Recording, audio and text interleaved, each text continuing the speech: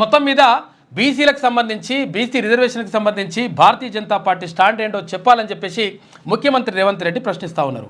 అంటే ఇక్కడ మేము 100% 42% రిజర్వేషన్కి సంబంధించి అసెంబ్లీలో ప్రవేశపెట్టి అసెంబ్లీలో ఆమోదం తెలిపి తీర్మానం చేసి మేము పార్లమెంటుకు పంపుతాం, పార్లమెంటులో ఆమోదం చేయించేటువంటి దమ్ము భారతీయ జనతా పార్టీకి ఉందా అని చెప్పేసి ముఖ్యమంత్రి రేవంత్ రెడ్డి సవాల్ విసురుతూ ఉన్నాడు.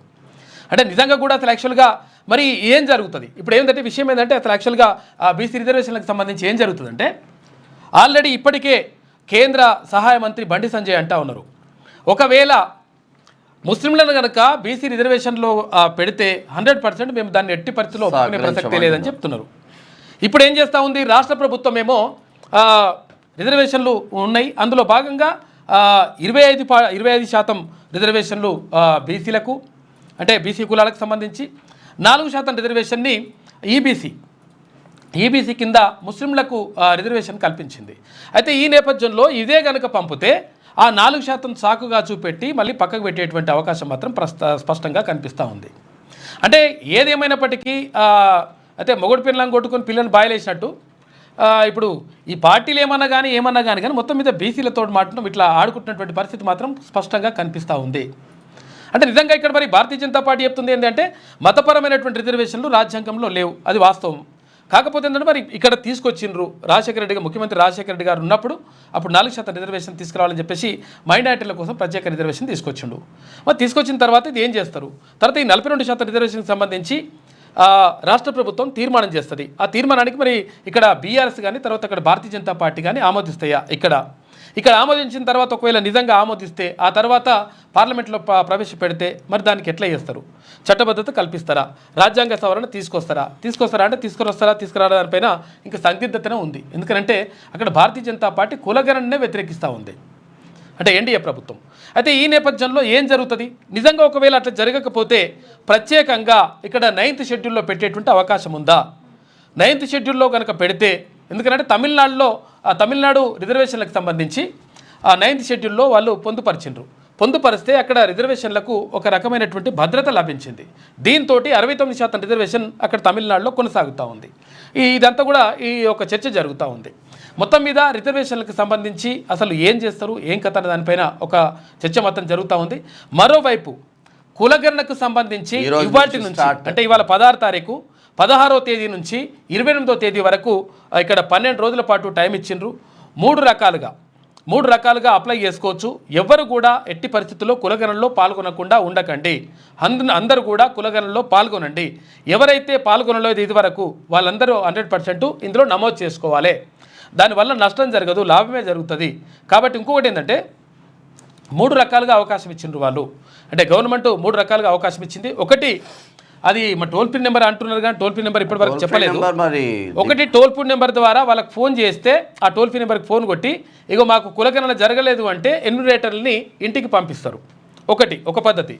రెండో పద్ధతి ఏంటి అంటే ఒకవేళ అక్కడ మున్సిపల్ ఆఫీసుకు కానీ లేదంటే ఆ ఊర్లలో గ్రామాల్లో అయితే మండల ఎంపీడీఓ కార్యాలయానికి కానీ వెళ్ళి అక్కడ మనము కులగణనకు సంబంధించినటువంటి వివరాలు ఇచ్చి మనం నమోదు చేసుకునేటువంటి అవకాశం ఉంటుంది. రెండోది. ఇక మూడో రకమైందంటే మనం ఇవన్నీ కూడా అవసరం లేదనుకుంటే ఆన్లైన్లో కూడా మనం కులగణనను నమోదు చేసుకోవచ్చు. ఆ ఫామ్ను మనం ఫిలప్ చేసుకోవచ్చు. ఒకవేళ ఇష్టం లేనటువంటి ఆప్షన్స్ ఏమైనా ఉంటే వాటిని కొంచెం టిక్ పెట్టేసి లైట్ కూడా తీసుకునే అవకాశం కూడా ఉంది. ఎందుకంటే కొన్ని అట్లా చేస్తున్నారు, కొంతమంది భయపడుతున్నారు అనమాట. అసలు ఏం జరుగుతుందో ఒకసారి మార్నింగ్ లైవ్ అయిపోయిన తర్వాత మేము కూడా మీకు చూపించే ప్రయత్నం చేస్తాము. కులగణన దగ్గరికి వెళ్ళి ఎలా సర్వేలు చేస్తూ ఉన్నారు, ఏం రాసుకుంటున్నారు, ఆ పేపర్లో ఏమేమి ఉన్నాయి పూర్తి స్థాయిలో మీకు చూపించే ప్రయత్నం అయితే చేస్తాం. లైవ్ అయిపోయింది ఇవన్నీ ఉంటున్నాయి. తర్వాత ఇక్కడ ఢిల్లీలో జరిగినటువంటి ఘోర తొక్కిసలాటలో 15 మంది చనిపోయారు. అందులో 10 మంది మహిళలు ఉన్నారు, 3 పిల్లలు ఉన్నారు.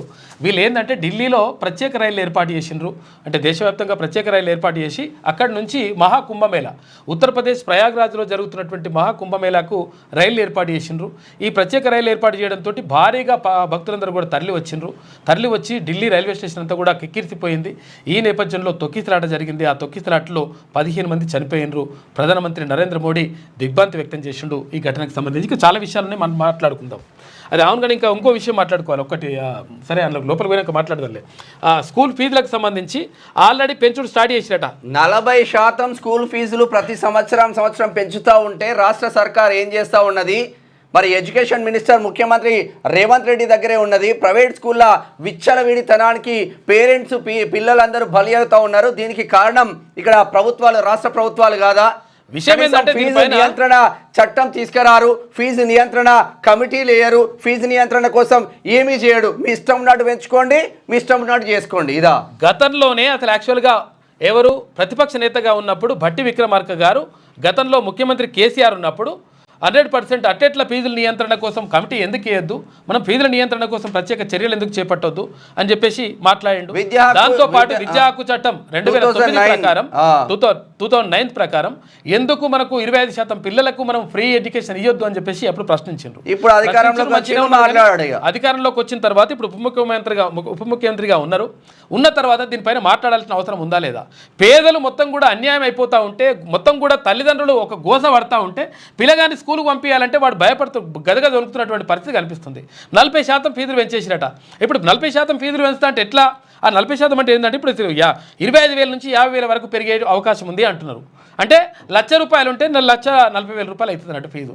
అంటే ఎక్కడ పోతున్నాం మనము? ఎక్కడ అయిపోతుంది? సంవత్సరానికి ₹1,40,000 ఒక పిల్లగాని కోసం ఖర్చు పెడితే, ఓ ఇద్దరు పిల్లలు ఉన్నారు, ఇద్దరు పిల్లలు ఉంటే ప్రతి సంవత్సరం పెంచుతూ పోతా ఉంటే ₹3 లక్షలు జస్ట్ ఫీజు. నారాయణది కూడా అదే పరిస్థితి కదా. 1,70,000 ఉన్న ఫీజు 2,20,000. 100% ఫీజుల నియంత్రణ కోసం ప్రత్యేక కమిటీ ఏర్పాటు చేస్తానని చేయండి. తర్వాత ఇంకోటి అంటే విద్యా కమిషన్ చైర్మన్గా ఉన్నటువంటి ఆకునూరి మురళి గారు క్లియర్గా దానిపైన సమీక్ష నిర్వహిస్తూ ఉన్నారు. సమీక్ష నిర్వహించి తర్వాత ఇవన్నీ నివేదికలు ఇవ్వడం కాకుండా ప్రభుత్వం దీనిపైన ప్రత్యేకమైనటువంటి శ్రద్ధ వహించాలి. ఎందుకంటే కార్పొరేట్ వ్యవస్థలకు మేము ఒత్తాసు పలుకుతాం, మా ఇష్టం వచ్చినట్టుగా ఫీజులు పెంచుకొని పోతాం, ఈ తల్లిదండ్రులను సావగొడతాం అంటే ఇది ఎట్టి పరిస్థితిలో కరెక్ట్ కాదు. మీరు మంచిగా ఉంటేనేమో మంచిగా, లేకపోతే 100% ఇంకా వేరే ఉంటుంది లెక్క.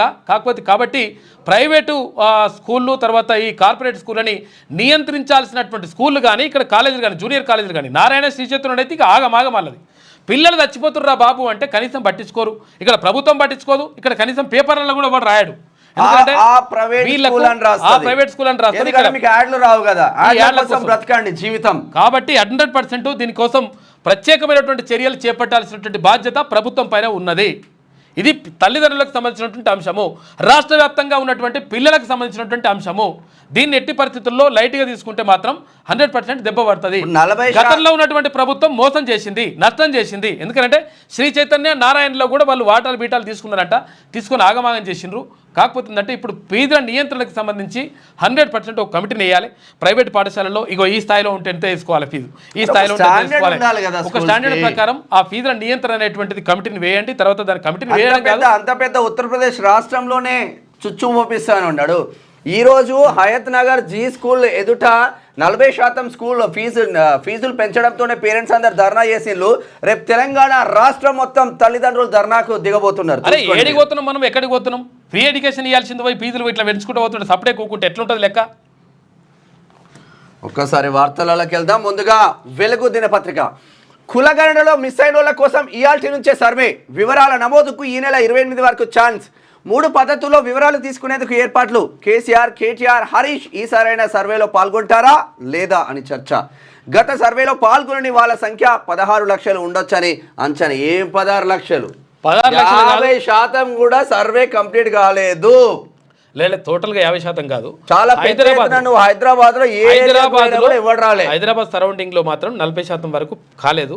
ఎందుకంటే హైదరాబాద్లోనే ఎక్కువ జనాభా ఉంటుంది, 1,50,00,000 దాకా హైదరాబాద్లో జనాభా ఉంటే మరి అన్న 40% నమోదు కాదు, ఇటు హైదరాబాద్లో నమోదు కాదు, ఎటు పోలాడు.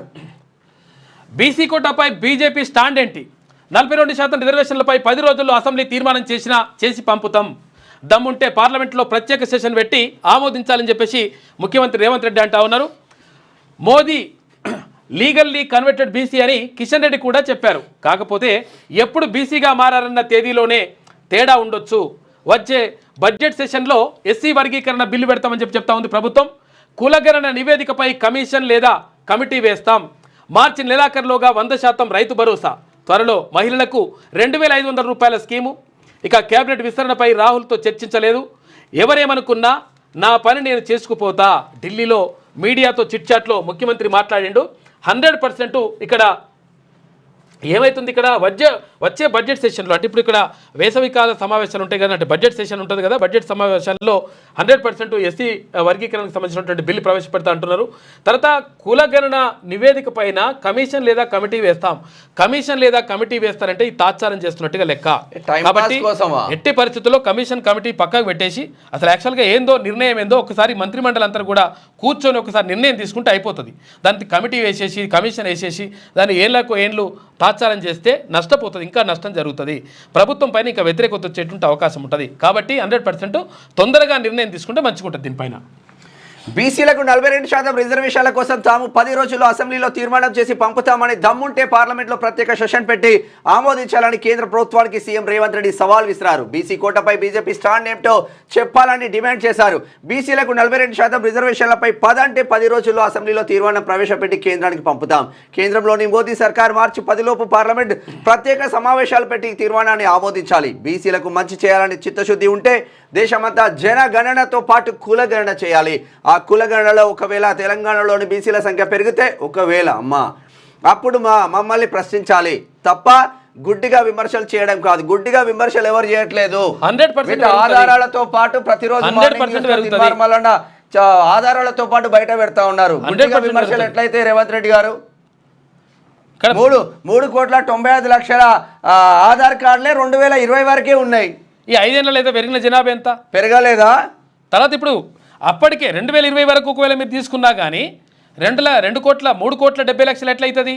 3,95,00,000 ఆధార్ కార్డులు ఉంటే 3,70,00,000 మంది ప్రజలు అవుతారు. 2014లో సమగ్ర కుటుంబ సర్వే చేసింది కదా, దాంట్లో ఉన్న లెక్కలకు దీంట్లో ఉన్న లెక్కలకు ఎందుకు తేడా వస్తుంది?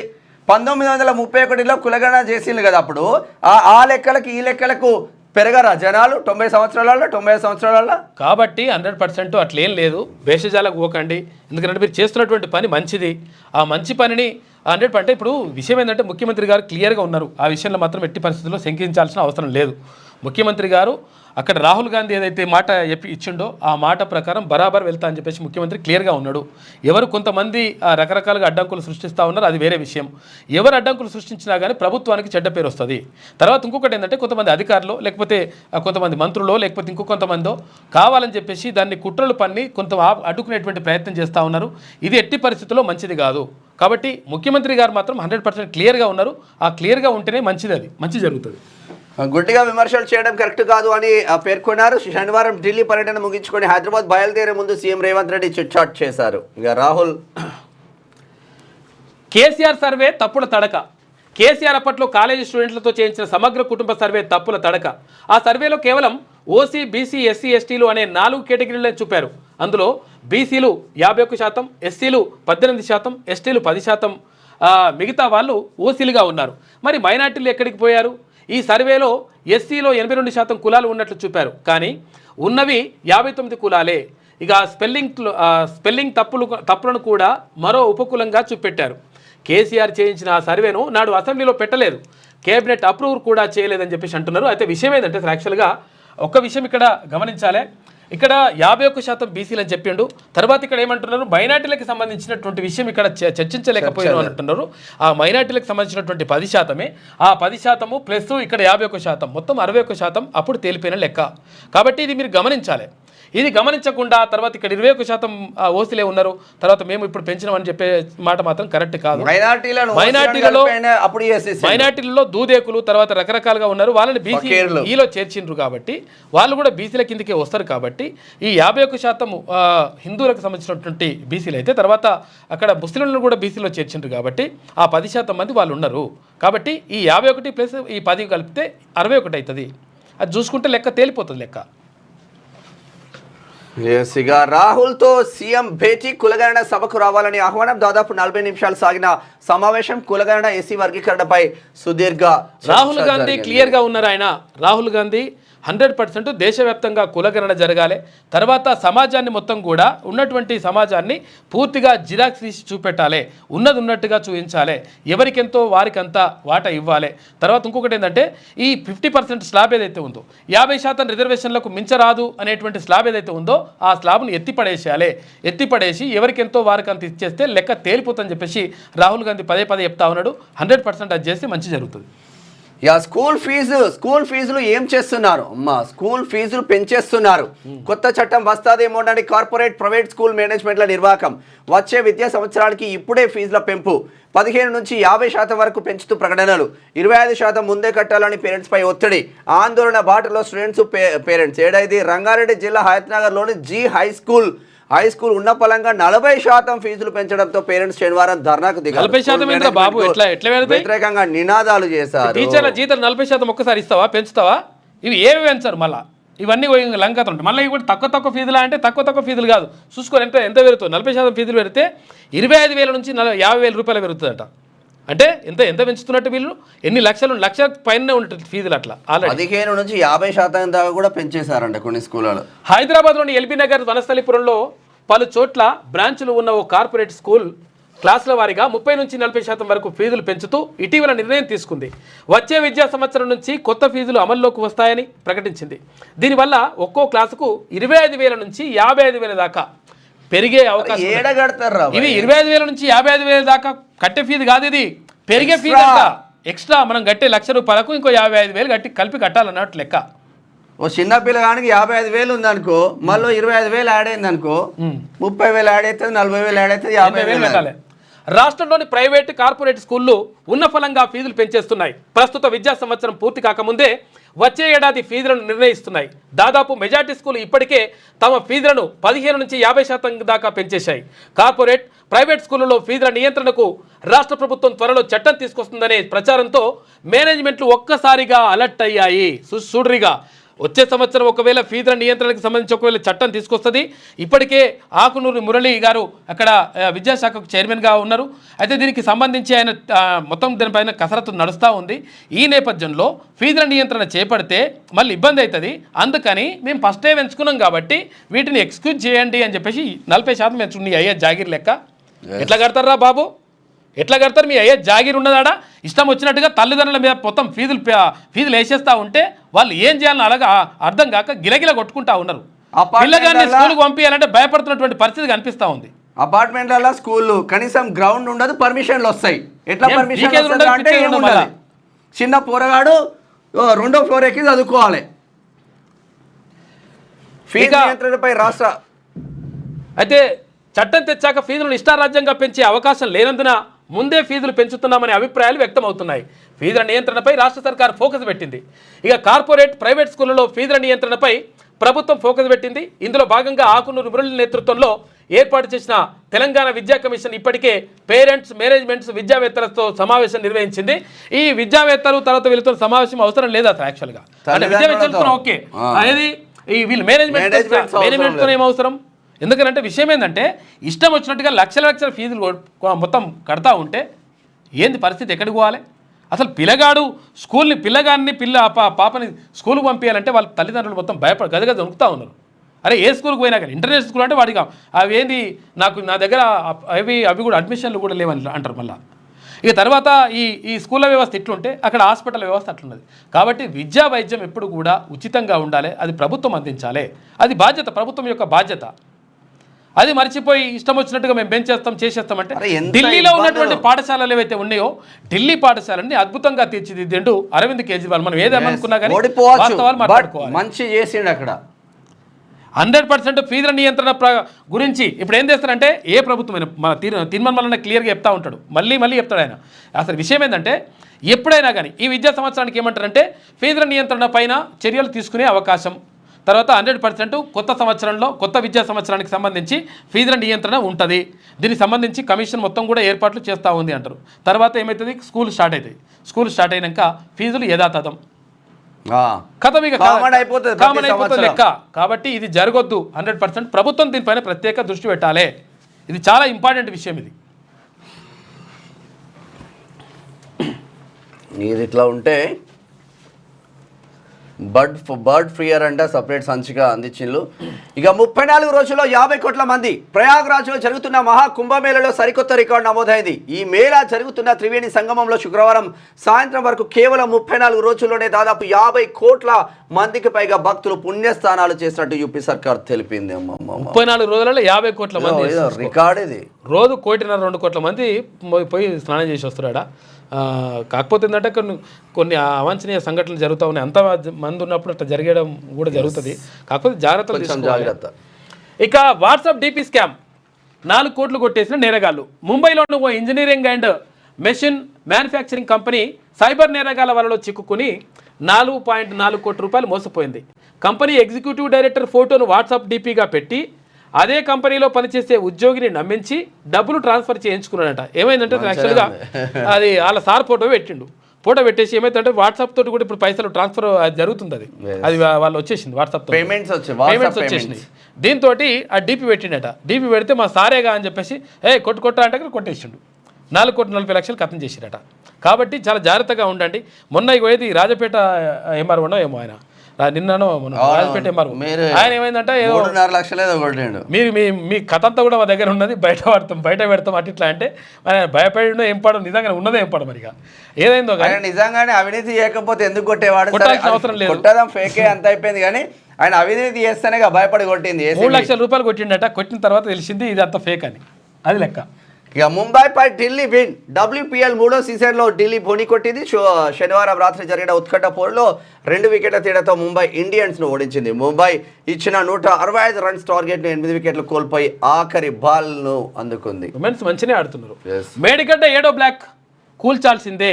మేడిగడ్డ 7వ బ్లాక్ని కూలగొట్ట కొత్త కథం చేయాలంట. ఏమంటుండు? పర్రె పట్టింది, ఇట్లా పట్టింది కాదు. జర గట్టిగా నీళ్ళు వస్తే ఆ ఒడదకు మొత్తం కొట్టుకొని పోతారు ఆయన. కింద ఉన్న ఊర్లన్నీ నాశనం అయిపోతాయి. కాబట్టి 7వ బ్లాక్ను మొత్తం కూలగొట్టి మళ్ళీ ఒకవేళ దీన్ని రిపేర్ చేసినా కానీ అంతకంటే ఎక్కువ ఖర్చు అవుతుంది. మొత్తం కూలగొట్టి మళ్ళీ కడితేనే మంచిగా ఉంటుందని చెప్తా ఉన్నారంట నిపుణుల కమిటీ. ఇక రిపేర్లు చేసే బదులు కొత్తగా కడితేనే మేలు తుది నివేదికలో పేర్కొన్న NDSA. ఇక రిపేర్లు చేసినా ఎన్నాళ్ళు ఉంటుందనే గ్యారంటీ లేదు. ఇక మళ్ళీ భారీ వరద వస్తే తట్టుకోవడం అనుమానమే. డిజైన్లలో లోపాలతో పాటు మెయింటెనెన్స్ పట్టించుకోలేదని వెల్లడి. ఇక 2 వారాల్లో సర్కారుకు నివేదిక అందే ఛాన్స్ ఉందంట. ఇది పరిస్థితి. మేడిగడ్డ బ్యారేజ్లో కుంగిన 7వ బ్లాక్ను కూల్చి మళ్లీ కట్టాల్సిందేనని ఇప్పటికే పలువురు అధికారులు, నిర్మాణ సంస్థ ప్రతినిధులు కొందరు చెప్పారు. ఇప్పుడు నేషనల్ డ్యామ్ సేఫ్టీ అథారిటీ కూడా అదే అభిప్రాయానికి వచ్చిందని తెలిసింది. 7వ బ్లాక్ను పూర్తిగా కూల్చేసి కొత్తగా నిర్మిస్తేనే బాగుంటుందని అభిప్రాయాన్ని తన తుది నివేదికలో NDSA నిపుణుల కమిటీ పేర్కొన్నట్టు సమాచారం. 7వ బ్లాక్ కింద భారీ అగాధం ఉన్నదని, దాన్ని ఇప్పటికే గ్రౌటింగ్తో పూడ్చాలని, ఈ బ్లాక్ రిపేర్లు చేసిన ఎన్నాళ్ళు పటిష్టంగా ఉంటుందనేది చెప్పలేమని రిపోర్ట్లో వెల్లడించినట్టు తెలిసింది. కొద్ది వరదకే 7వ బ్లాక్ కుంగిందని, భవిష్యత్తులో భారీ వరద వస్తే అది తట్టుకుంటుందన్న గ్యారంటీ కూడా లేదని పేర్కొన్నట్టు సమాచారం. బ్యారేజ్ కట్టిన ప్రాంతంలో నది వెడల్పు ఒక్కసారిగా కుచించుకుపోయినట్టు ఉంటుందని, ఫలితంగా భారీ వరదలు వస్తే తన్నుకొచ్చే ప్రమాదం ఎక్కువ అని పేర్కొన్నట్టు తెలుస్తా ఉంది. అది తీసేసి కట్టడమే ఉత్తమం అని. నేను కట్టిన కాళేశ్వరం నా మెదడు రక్తం కరగబెట్టి మొత్తం అట్లా గ్రైండర్ లేసి మిక్సీ వేసి మొత్తం అట్లా వేసి నేను కాక్టైల్ చేసి పోసిన అని అంటుండు కదా కాక. అప్పుడు మాజీ ముఖ్యమంత్రి కేసీఆర్ ఇగో ఇట్లా అయిందన్నట్టు కథ. 100 సంవత్సరాల క్రితం కట్టిన నాగార్జున సార్కు పర్రెలు రాలే. రాహుల్ కులమేంది? కాంగ్రెస్ దీనిపై చర్చకు సిద్ధమా అని చెప్పేసి బండి సంజయ్ అంటా ఉన్నాడు. మతపరమైన రిజర్వేషన్లకు మేము వ్యతిరేకం, ముస్లింలను బీసీలో చేర్చితే ఆమోదించమని చెప్పేసి కామెంట్ అంటుండు. దీనికి అర్థం ఏంది? అటాక్ చేస్తున్నారు. దీనికి అర్థం ఏంది? అసలు యాక్చువల్గా ఇప్పుడు 2 రకాల చర్చ జరుగుతుంది. ఒకటి, బీసీలకు రిజర్వేషన్ల కోసం పార్లమెంట్లో బిల్లు ప్రవేశపెట్టడానికి రాష్ట్ర ప్రభుత్వం ఆల్రెడీ అసెంబ్లీలో తీర్మానం చేసి ఆ తీర్మానాన్ని తీసుకుపోయి ఆ పార్లమెంట్లో పెడితే పార్లమెంట్లో భారతీయ జనతా పార్టీ కోర్టులో ఉంటుంది. భారతీయ జనతా పార్టీ ఎన్డీఏ సర్కార్ కోర్టులో ఉంటుంది. ఎన్డీఏ సర్కార్ మరి దీన్ని ఆమోదించదా అనేది ఒక చర్చ. అయితే ఇప్పుడు క్లియర్గా బండి సంజయ్ చెప్తున్నటువంటి మాట ప్రకారం ఏమవుతుందంటే, మేము మామూలుగా అయితే ఇది ఓకే ఏసిటోళ్ళమేమో, కానీ అక్కడ ముస్లిం రిజర్వేషన్లు బీసీలలో కలిపిరు కాబట్టి మేము ఆమోదించమనేటువంటి మాట చెప్తున్నాడు. దీంతో ఏమవుతుందో మీరు అర్థం చేసుకోరిగా. సీఎం వ్యాఖ్యలు కరెక్ట్ కాదు, కుల రాజకీయాలు మానుకోవాలి అంటున్నారు కిషన్ రెడ్డి.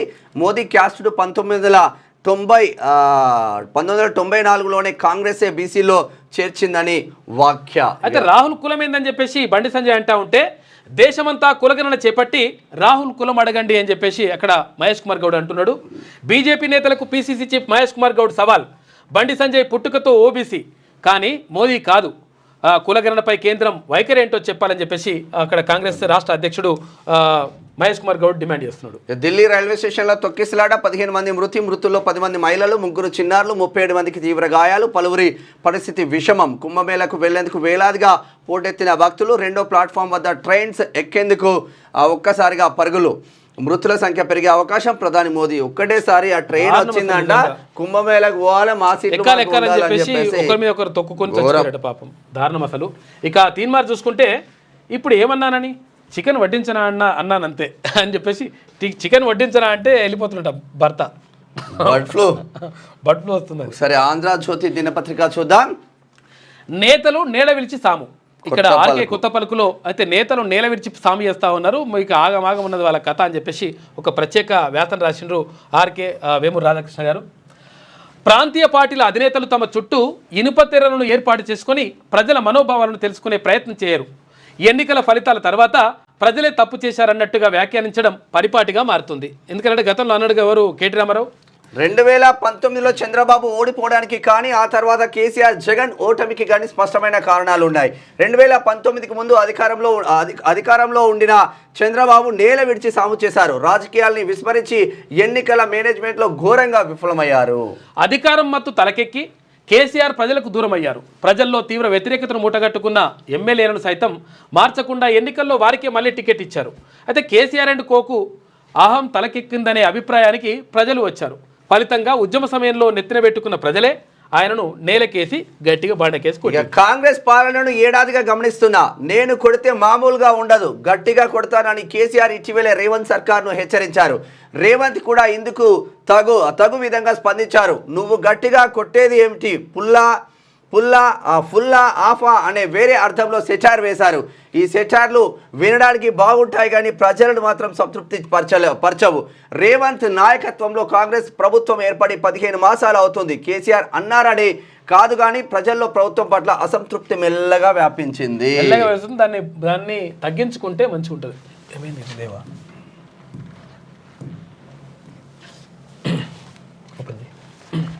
అయితే అసలు యాక్చువల్గా ప్రభుత్వం పైన వ్యతిరేకత వస్తూ ఉంది కాబట్టి దాన్ని జాగ్రత్తగా దాన్ని మేనేజ్ చేసుకుంటేనే లెక్కంతా కూడా సెట్ అవుతుంది.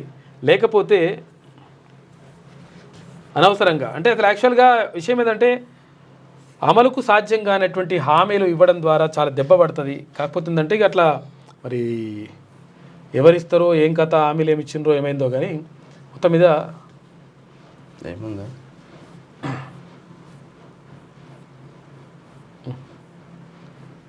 పోయినట్టుంది. ఇక కేసీఆర్ పాలనలో ఏం జరిగింది అని చెప్పడానికి కొన్ని మంచి పనులు ఉన్నాయి, అలాగే కొన్ని చెడ్డ పనులు కూడా ఉన్నాయి. కానీ కాంగ్రెస్ 15 నెలల పాలనలో ఏం జరిగిందో చెప్పడానికి పెద్దగా ఏమీ లేదు. రేవంత్ 4-5 మంత్రులతోనే సంప్రదింపులు చేస్తూ నిర్ణయాలు తీసుకుంటున్నారు. మంత్రులతో ఎప్పుడైనా మాట్లాడవచ్చు. శాసనసభ్యులు, కింది స్థాయి పార్టీ నాయకుల అభిప్రాయాలు తీసుకుంటే ఉపయోగపడతాయి. మొత్తం మీద ప్రభుత్వం ఆశించిన మేర పనిచేయడం లేదన్న అభిప్రాయం వ్యాపిస్తుంది. ఈ వ్యతిరేకత భావనను మొగ్గలోనూ తొలగించని పక్షంలో కాంగ్రెస్ ప్రభుత్వం మరింత అప్రతిష్ట పాలవుతుందని చెప్పేసి చెప్తా ఉన్నారు. ఇది సున్నితమైనటువంటి హెచ్చరిక కాబట్టి జాగ్రత్తగా. ఎందుకంటే కేవలం 4-5 మంత్రులనే కూర్చోబెట్టుకుని మాట్లాడడం కాదు, ఎమ్మెల్యేలను, పార్టీ నేతలను వీళ్ళందరూ కూడా కూర్చోబెట్టుకుని మాట్లాడి గ్రౌండ్లో ఏం జరుగుతూ ఉంది, అసలు యాక్చువల్గా క్షేత్రస్థాయిలో పరిస్థితి ఎట్లా ఉంది, ప్రజలు ఏమనుకుంటున్నారు, ఇవన్నీ కూడా విషయాలు తెప్పించుకోవాలి. ఇంటెలిజెన్స్ కూడా దానిపై 4-5 మంత్రులు కూడా కంప్లీట్గా ఒకే సామాజిక వర్గానికి చెందిన మంత్రులుగా ఉంటున్నారు అన్న చర్చ మాత్రం జరుగుతుంది. ఇటు ఉత్తమ్ కుమార్ రెడ్డి కావచ్చు, అటు పొంగులేటి శ్రీనివాస్ రెడ్డి కావచ్చు, ఇటు రేవంత్ రెడ్డి కావచ్చు, వీళ్ళ నిర్ణయాలతోనే ముందుకు వెళ్తూ ఉన్నారు. ఎందుకంటే ఎలక్షన్ల ముందు భారీగా పెట్టుబడులు పెట్టిన మంత్రులే ఇప్పుడు దాన్ని ముందుకు తీసుకెళ్తున్నారన్న ఆరోపణలు కాంగ్రెస్ పైన గట్టిగా ఉన్నాయి. కాంగ్రెస్ ప్రభుత్వం ఇంకా బాలారిష్టాలను అధిగమించలేదన్న భావన విస్తృతంగా ఉంది. ఎన్నికల ఫలితాల తర్వాత ఢీలా పడిపోయిన బీఆర్ఎస్ లో భవిష్యత్తుపై ఆశలు చిగురిస్తున్నాయి. మరోవైపు బీఆర్ఎస్ నుంచి కాంగ్రెస్ లో చేరిన ఎమ్మెల్యేలపై అనర్హత వేటు పడే ప్రమాదం పొంచి ఉండడం కూడా రేవంత్ సర్కార్కు సవాల్ కానుంది. వారిలో కొందరు ఘర్ వాపసి ఆలోచన చేస్తున్నారు. కేసీఆర్ పట్ల వ్యతిరేకత క్రమంగా తొలగుతుంది. రేవంత్ ఇప్పటికే పరిస్థితులను మదింపు చేసుకొని విరుగుడు చర్యలు చేపట్టిన పక్షంలో పరిస్థితి చేయి దాటిపోయినా ఆశ్చర్యపోవాల్సిన అవసరం లేదు. దీంట్లో ఏడా కూడా కాంగ్రెస్ ప్రభుత్వ వ్యతిరేక కార్యకలాపాలను బీజేపీ అందుకోలేకపోతుంది. నిజంగా బీజేపీ అందుకోలేకపోవడానికి కారణం ఏంటంటే భారతీయ జనతా పార్టీకి మంచి స్కోప్ ఉన్నది. అర్థం చేసుకోరు మీరు. భారతీయ జనతా పార్టీకి ప్రజల్లో ఒక మంచి భావన ఉన్నది, చాలామంది ప్రజల్లో అది ఉన్నది. దాన్ని మీరు క్యాచ్ చేసుకోలేకపోతున్నారు. కారణం ఏంటి అంటే ఇక్కడ రాష్ట్ర అధ్యక్షుడినే పెట్టుకోలేకపోతున్నారు. కిషన్ రెడ్డి ప్రత్యేకంగా జిహెచ్ఎంసీ దాటదు. ప్రత్యేకంగా దానికి కార్యాచరణ రూపొందిస్తే 100% పుంజుకునేటువంటి అవకాశం ఉంటుంది. ఈ అవకాశాలన్నింటినీ కూడా అక్కడ కేటీ రామారావు తర్వాత వీళ్ళందరూ కూడా తన్నుకుపోతా ఉన్నారు. భారతీయ జనతా పార్టీ దీనిపైన సమాలోచనలు చేసుకుంటే మంచిగా ఉంటుంది. రాష్ట్ర అధ్యక్షుడు బండి సంజయ్ కాకుండా కూడా బండి సంజయ్ ఒక మాట అంటేనే అది చర్చ జరుగుతుంది రాష్ట్రంలో. అటువంటి నాయకుడిని రాష్ట్ర అధ్యక్షుడిగా పెట్టండి. ఒక ఫైర్ ఉన్న నాయకుడిని రాష్ట్ర అధ్యక్షుడిగా పెడితే మీకే మంచిది. అది రాహుల్ మాటే వేదవాక్కు. ఎవరేమనుకున్నా పట్టించుకోను, తాను చెప్పిందే చేస్తా, ఎన్ని కష్టాలు వచ్చినా భరిస్తా. రాహుల్ గాంధీతో నాకు గ్యాప్ అసత్య ప్రచారం పిసిసి అధ్యక్షుడిగా ఉన్నప్పటి నుంచి జరుగుతోంది. కులగణనపై అసెంబ్లీలో తీర్మానం చేస్తాం. 42% రిజర్వేషన్ కోసం పార్లమెంటు చట్టం కోరుతాం. దీన్ని నెరవేర్చే బాధ్యత కిషన్ రెడ్డి, బండి సంజయ్దే. పార్టీ పరంగా 42% అంటే కాదు చట్టం అన్నారు. ఇక కులగణన ఆధారంగానే సంక్షేమ పథకాలు. ప్రధాని పదవిని కించపరచలేదు. చిత్తశుద్ధి ఉంటే జనగణనలో కులగణన చేర్చాలి. 100% ఇది చేర్చాల్సిన అవసరం ఉన్నది. ఇక మార్చి 31 లోపు 100% రైతు భరోసా. సబితా, తలసాని శ్రీనివాస్ యాదవ్ ఏ పార్టీలో గెలిచి మంత్రులు అయ్యారు అంటే కాంగ్రెస్ పార్టీలో గెలిచిన వాళ్ళు బీఆర్ఎస్లో పోయి మంత్రులు అయ్యారు. కేంద్రం చట్టం చేస్తే సభాపతికి గడువు పెట్టొచ్చు. అయితే యమునా ప్రక్షాళనలా మూసి ఎందుకు వద్దు? ఢిల్లీతో మీడియాలో ముఖ్యమంత్రి చిట్ చాట్ నిర్వహించిండ్రు ఢిల్లీలో. అయితే మొత్తం మీద రాహుల్ మాటే వేదవాక్కు అంటా ఉన్నాడు. 100% రాహుల్ ఒక లైన్ తీసుకున్నాడు. ఆ లైన్ ప్రకారమే ముఖ్యమంత్రి కూడా వెళ్తా ఉన్నాడు. అట్లా వెళ్తే మంచిగా జరుగుతుంది. ఇక బీసీ రిజర్వేషన్ల పెంపు కేటగిరీల వారీగా గంపగుత్తగా 13% కాకుండా ఏబిసిడి ఈ కేటగిరీలకు పెంచే ఛాన్స్ అసెంబ్లీలో చట్టం చేయడం ద్వారా అమలు. ఎవరైనా కోర్టుకు వెళ్తే రద్దుకు ఆస్కారం. ఇదే చట్టాన్ని పార్లమెంట్లో ఆమోదించి షెడ్యూల్ 9లో పెడితే నిలిచే అవకాశం ఉంది. బీసీల రిజర్వేషన్లు 42% పెంచాలనుకుంటున్న రాష్ట్ర ప్రభుత్వం బీసీ కులాలన్నింటికీ కలిపి గంపగుత్తగా కాకుండా సబ్ కేటగిరీల వారీగా పెంచే యోచనలో ఉన్నట్లు తెలుస్తోంది.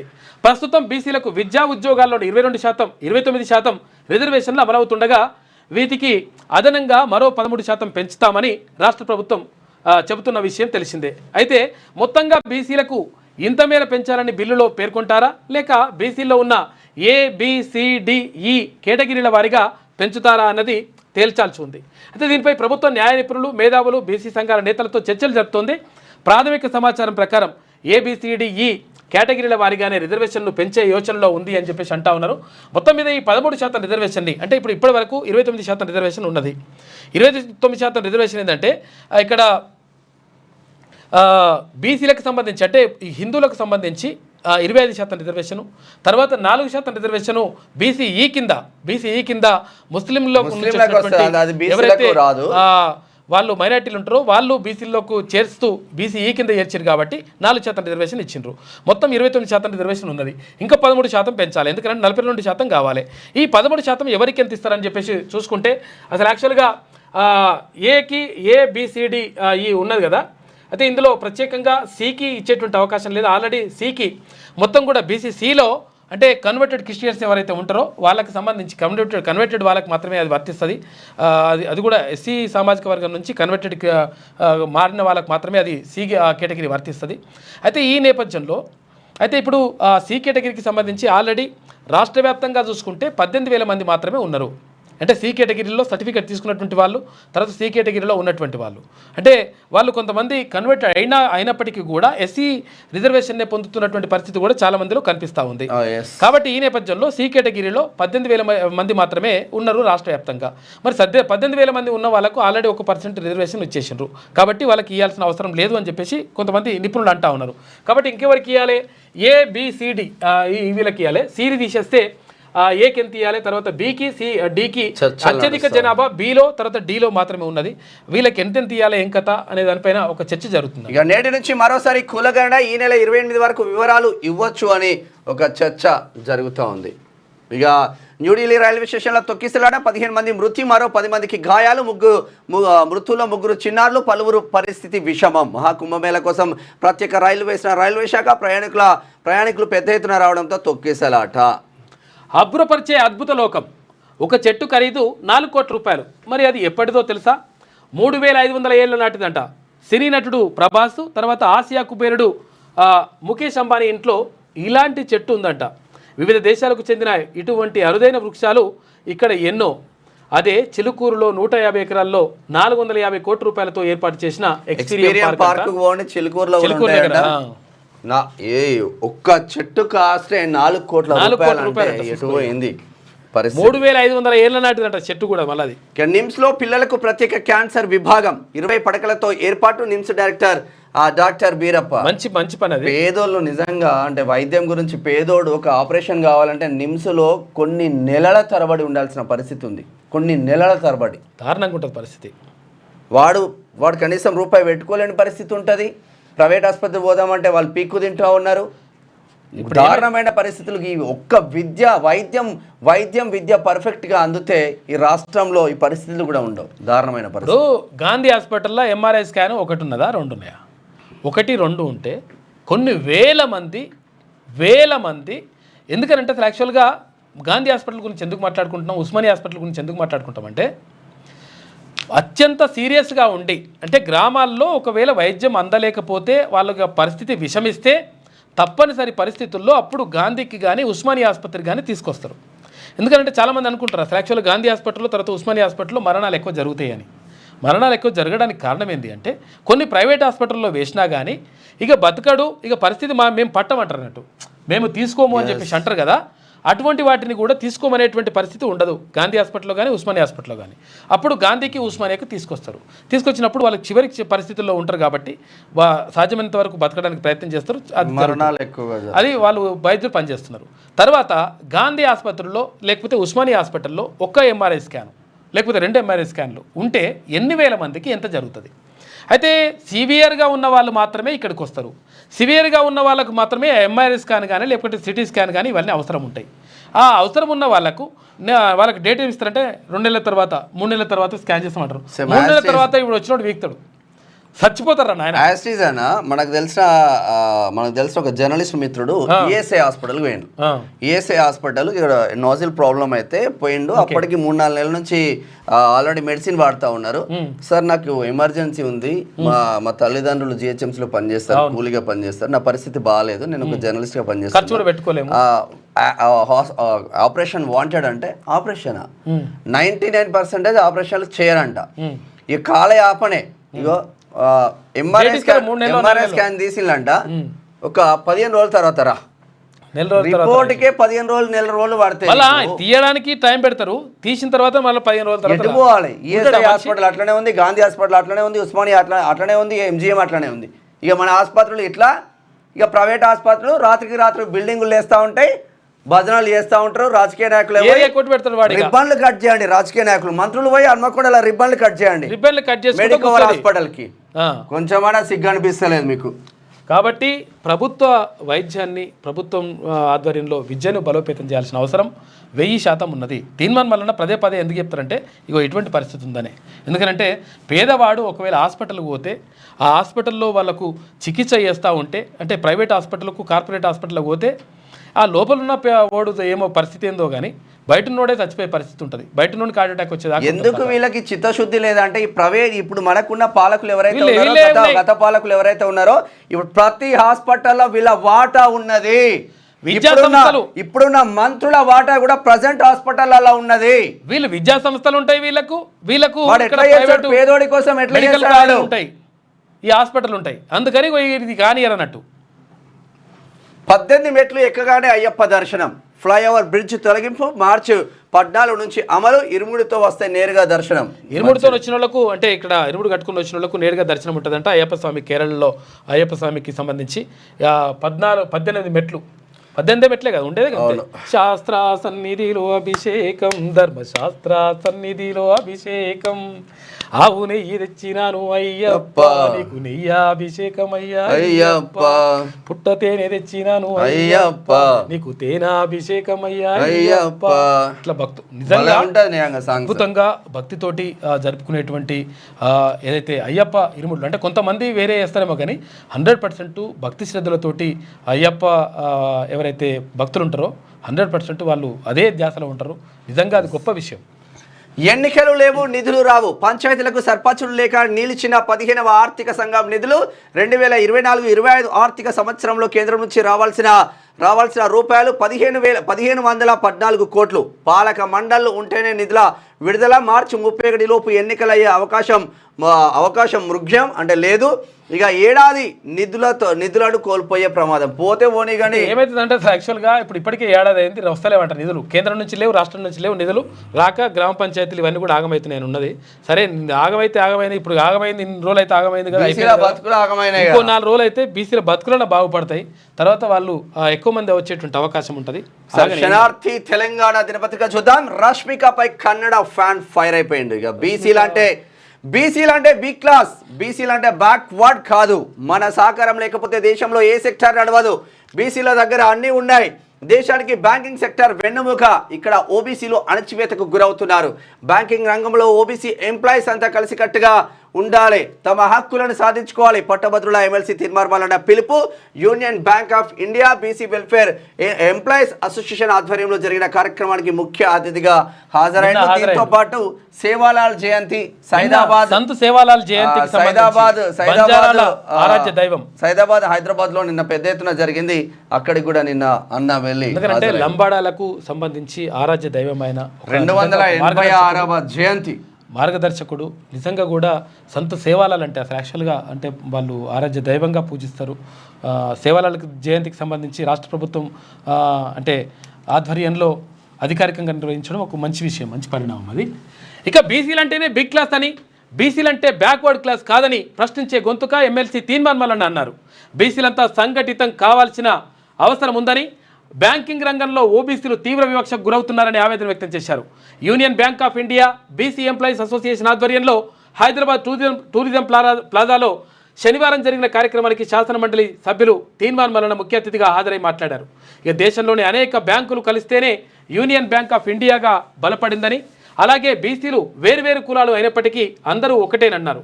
బ్యాంకింగ్ సెక్టార్ అనేది ఈ దేశ ఆర్థిక వ్యవస్థకు హార్ట్ లాంటిదని, ఆ దేశం నడవాలన్నా కుదేలు కావాలన్నా బ్యాంకింగ్ల పనితీరుపైనే ఆధారపడి ఉంటుందన్నారు.